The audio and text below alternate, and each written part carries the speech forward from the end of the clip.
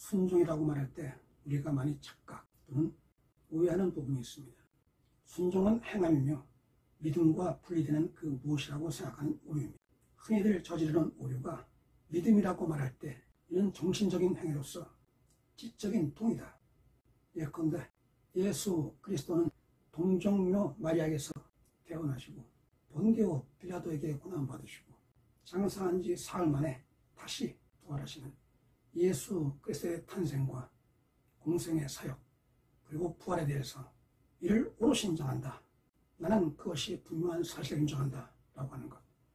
이를 두고 믿음이라고 정의하며 순종, 행함은 믿는 자가 세상을 살아가면서 선행을 베풀고 사회적 윤리와 도덕을 지켜가는 이른바 바람직한 육신의 행동을 일컬어 순종 또는 행함이라고 이렇게 정신과 육체, 몸과 마음으로 구별하고 분리하면서 믿음과 순종을 구별하는 매우 근본적인 오류입니다. 그렇습니다. 세상의 정의, 사전적 정의에서 믿음과 행함, 믿음과 순종은 분명히 구별됩니다. 즉, 세상의 정의, 사전적 정의는 인간의 이성적인 기초에 바탕을 두고 있습니다. 그러나 우리 신앙은 본디 그 근본부터 초월과 신비에서 벗어날 수 없습니다. 이 말씀이 결코 초월주의, 신비주의에 빠져들려는 말씀이 아닙니다. 율법의 율법주의에 타락했던 만큼 신비일 수밖에 없고 기적일 수밖에 없고 초월적일 수밖에 없는 우리 신앙이 신비주의, 초월주의에 빠져드는 순간 율법의 종말처럼 우리 신앙도 매우 준엄한 종말을 보지 않는다. 결코 단언할 수 없을 것입니다. 성경적인 관점에서, 성경적인 의미에서, 그리고 화자이신 하나님, 화자이신 예수 그리스도께서 말씀하실 때 그 믿음은 영과 육이 분리되는, 정신과 육체가 분리되는 이분법적 개념이 아니라 믿음과 순종, 믿음과 행함은 하나의 유기체로서 결코 분리되지 않는 불가분의 하나입니다. 이를 두고 야고보서는 행함이 없는 믿음은 죽은 믿음이라고 말했습니다. 이는 성령의 열매, 성령의 결실을 맺지 못하는 생명력이 없는, 능력이 없는 신앙에 대한 그런 믿음에 대한 집타입니다만, 동시에 믿음과 행함이 결코 분리될 수 없는, 다시 말해서 믿음이 있다 하면서 행함이 없으면 그것은 믿음이 아니오. 역으로 행함이 있을망정 그것이 믿음에서 비롯된 것이 아니라면 그 또한 완전한 믿음이 아니라는 믿음과 행함, 믿음과 순종의 이론론을 주장하는 것입니다. 그리고 그것이 성경적인 관점의 믿음과 행함이며 그것이 화자이신 예수 그리스도께서 우리에게 주시는 믿음과 순종의 일치입니다. 서두에 미리 말씀드렸습니다만 인용했던 본문에서 키워드는 현몽하여 이르되 그리고 이에 짝짓는 요셉이 일어나, 이 두 문장의 일치입니다. 이 똑같은 연합이 연이어 3번 반복되면서 마태복음의 저자는 이 구절의 의미를 특별히 강조하고 있습니다. 우선 마태복음 1장 20절에서 24절 사이에서 주의 사자가 현몽하여 이르되 다윗의 자손 요셉아 네 아내 마리아 되기를 두려워하지 말라. 이를 들은 24절에서 요셉이 잠에서 깨어 일어나 주의 사자의 분부대로 행하여 그의 아내를 데려왔으나 아들을 낳기까지 동침하지 아니하더니 1장 20절부터 24절 사이에 현몽하여 이르되 그리고 요셉이 일어나, 이 구절의 연합입니다. 이어서 2장 13절과 14절입니다. 그들이 떠난 후에 주의 사자가 요셉에게 현몽하여 이르되 헤롯이 아기를 찾아 죽이려 하니 일어나 아기와 그의 어머니를 데리고 애굽으로 피하여 내가 네게 이르기까지 거기 있으라 하시니 요셉이 일어나서 밤에 아기와 그의 어머니를 데리고 애굽으로 떠나가.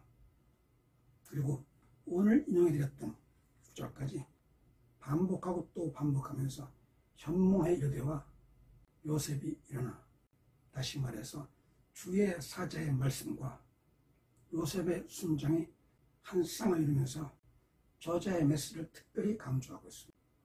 요셉의 순종은 꿈에 나타나 주의 사자가 전하는 하나님의 말씀을 들었다는 사실에서부터 비롯됩니다.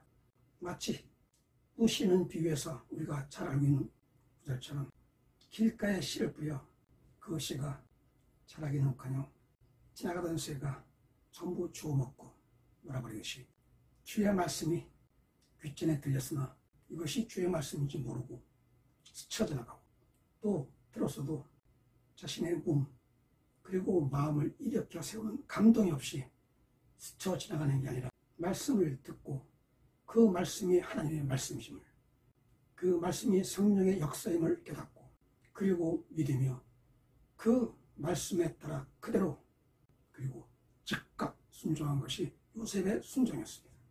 우리가 미처 주목하지 않고 간단히 스쳐 지나갈 수 있는 부분입니다만 밤에 잠을 자다가 꿈을 꿨습니다. 그리고 꿈에 하나님의 말씀을 들었습니다. 말씀을 듣고 잠에서 깨어났습니다.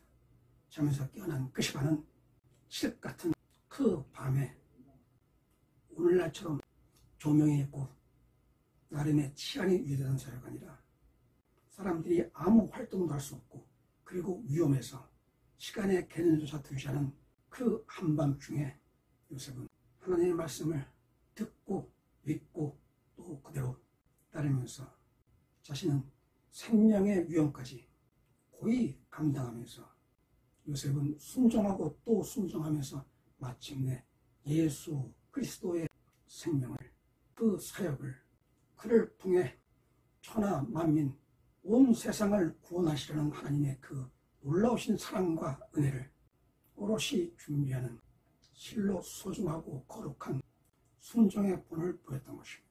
이렇게 순종이라고 말할 때 우리가 명심해야 하는 것이 있습니다. 나는 가장 먼저 하나님의 뜻을 분별하는 능력입니다. 지금은 사도시대 또는 그 이전처럼 직통 계시로 하나님의 뜻을 전하는 시대가 아닙니다. 이제 온전한 계시, 완전한 계시로서 하나님은 우리에게 비록 인간의 언어로 기록되지만 하나님의 뜻을 담고 있는 성경을 주셨습니다. 성경에 기록된 말씀, 그 말씀에서 우리는 저자의 언어를 뛰어넘어 그 저자의 언어를 통해 우리에게 주시는 화자로서 말씀하시는 하나님의 그 은혜의 말씀 그리고 명령, 이 모든 것을 우리의 영으로 듣고 깨달을 수 있어야 합니다. 그러기 위해서 우리는 주의 사자가 현모하여 이르되 주의 사자가 현모하여 말씀하시듯이 이제는 성경을 통해 말씀하시는 하나님의 그 음성을, 하나님의 그 사랑과 은혜를 깨달을 수 있어야 합니다. 성경을 통해 깨닫는 말이 무엇입니까? 성경의 구절 하나하나 그대로 반복하여 답습하는 것입니까? 그렇다면 그것은 율법의 조문을 그대로 준행하는 것과 차이가 없습니다. 성경에 기록된 하나님의 말씀, 성경을 통해 우리에게 주시는 하나님의 그 말씀을 바로 이해한다는 것은 우리가 믿음으로 말미암아 우리의 존재가 거듭난다, 우리가 새로운 존재로 거듭난다는 것을 전제하고 있습니다. 요컨대 믿음의 의 그리고 믿음의 순종, 이 모든 것은 율법적인 균형에 있지 아니하고 오직 은혜로 말미암는 하나님의 사랑과 하나님의 계획 그리고 언약에서 비롯되며 이 모든 것의 근본은 예수께서 말씀하신 대로 우리가 믿음으로 말미암아 새로운 피조물로 다시 거듭나야 한다는 것입니다. 이것이 믿음의 의 그리고 순종의 필요 충분 조건이 될 것입니다.